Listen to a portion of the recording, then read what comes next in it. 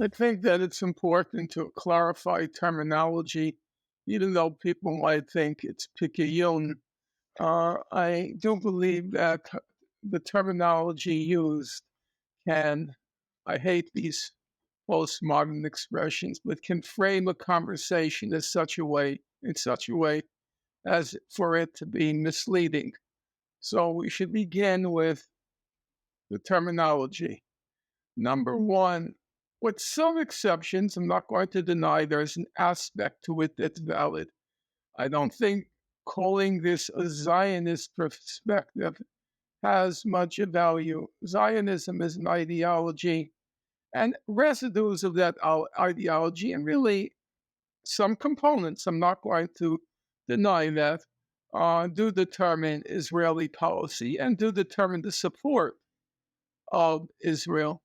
But in general, I think it's probably more valid to speak about just Israeli state policy or what the Palestinians aspire to, and not affix any labels. I don't like the label pro-Israeli and pro-Palestinian.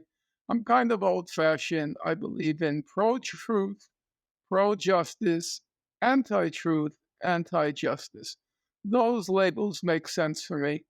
But Zionist or pro-Israel, I don't see, not to anticipate too much of this conversation, but I do feel that Israel is moving towards an existential, for the first time,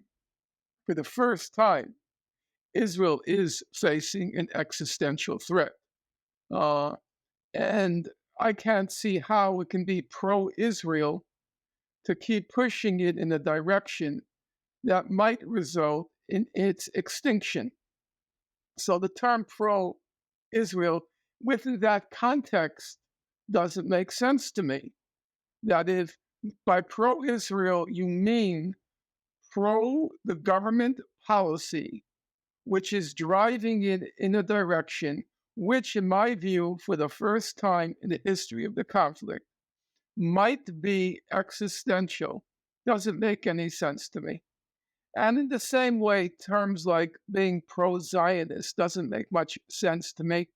First of all, the term Zionism is so vague and so embracing that you have a person like Benjamin Netanyahu and a person like Noam Chomsky both calling themselves Zionists.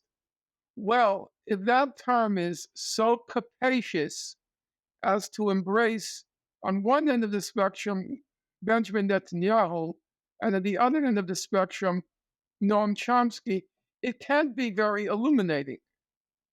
A term that it's so embracing can be very illuminating. So I think as a point of departure for our conversation, it's useful to discard those sorts of labels and just point to what are the aims to the extent that they can be discerned, what are the objectives to the extent that they can be discerned, and what are the aspirations to the extent that they can be discerned.